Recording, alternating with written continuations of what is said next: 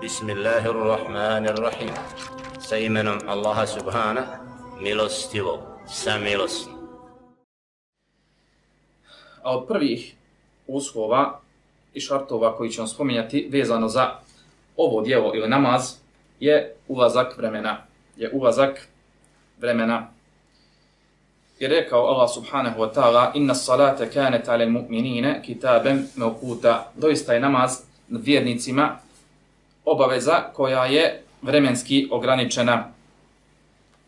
To jest ima vrijeme u kojem biva to djelo. Isto tako govori Allah subhanahu wa ta'ala: Aqimi salate li duluki šems.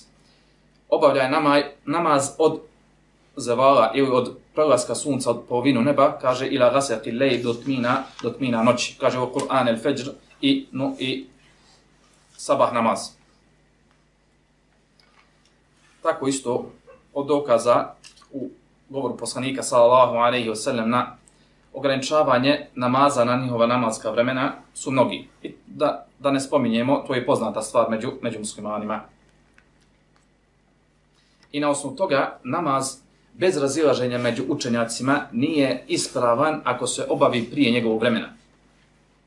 Onaj ko obavi namaz prije nego što je ušlo vrijeme tog namaza, on je bez razilaženja neispravan. Pa makar donio tekbir sekundu prije nego što će nastupiti namasko vrijeme. Taj namaz je neispravan. Pa ako to uradi svjesno i namjerno iz znanja, znajući da vrijeme nije nastupilo, njegov namaz je neispravan. Dok ako to uradi smatrajući da je vrijeme nastupilo, pa kasnije vidi da nije, u tom slučaju njegov namaz biva na fila. Ali opet mora ponoviti onaj obavezni namaz. Jer ulazak vremena je uslov obaveznosti i uslov ispravnosti. Ulazak vremena i vrijeme je uslov ispravnosti namaza, ujedno i uzrok obaveznosti. Pa samim ulaskom vremena tek tada namaz postaje obavezan. A onaj koga klanja prije nego što mu nije bio obavezan, nije ispunio uopšte obavezu.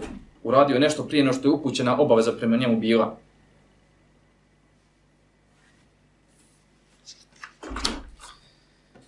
Potom, da li je onda isto tako i da li namaz koji se obavi poslije vremena ispravan? Ako čovjek obavi namaz poslije izlaska njegovog vremena, da mu je taj namaz ispravan? Prvo stanje je da to odgađanje namaza van njegovog vremena bude sa šerijatskim opravdanjem. To jest da čovjek ima opravdanje u tome što je odgodio namaz. U tom slučaju njegov je namaz isto tako ispravan po iđmau. Ako je odgađanje namaza sa šerijatskom dozvolom. I dokaz za to je govor poslanika sallallahu alejhi ve sellem je rekao: onaj ko prespi namaz ili ga zaboravi, nema nadoknade za to osim da ga klanja kada se sjeti. I njegovo znači namasko vrijeme toj osobi biva onda kada se sjeti ili kada se probudi. Bez obzira da li izišlo namasko vrijeme toj osobi.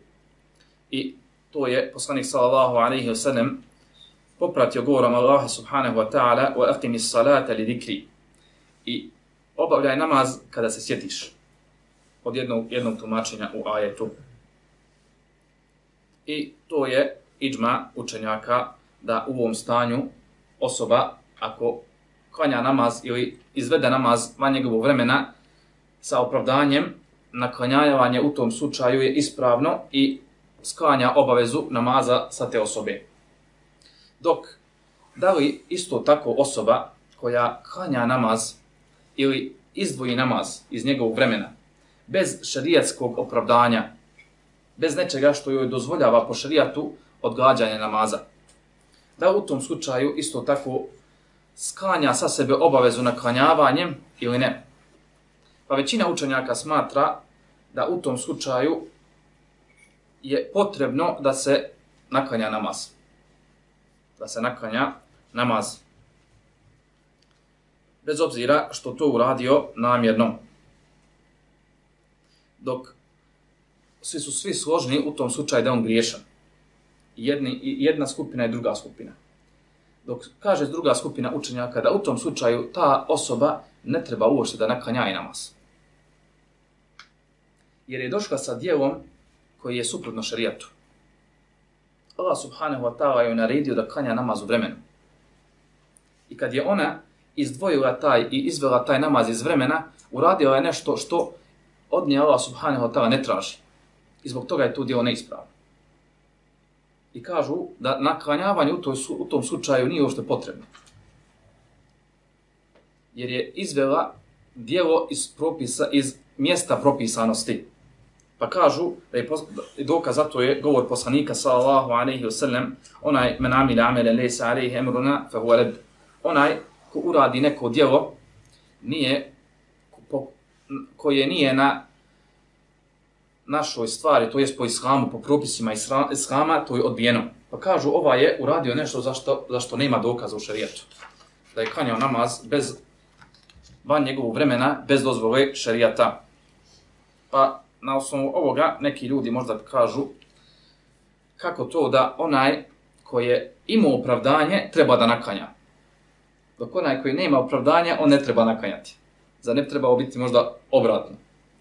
Je u tome možda poteškoća onome koji je naklanjaje. Zapravo je suprotno tome. Jer osoba koja je zaboravila, ona treba da naklanja samo. I time skida obavezu sa sebe.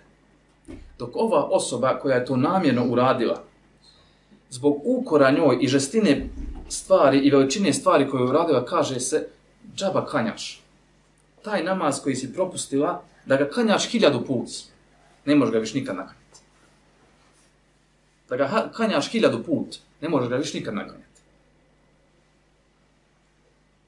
Jer ga nisi klanjala onda kad ti je Allah subhanahu wa ta'ala naredio. I izvela si taj namaz, ta osoba izvela taj namaz van šerijatske naredbe. I u tom slučaju ono što joj koristi je samo teuba. Uklanjanje Allahu subhanahu wa ta'ala za to što je uradio. Dok naklanjavanje u tom slučaju ne koristi uopšte.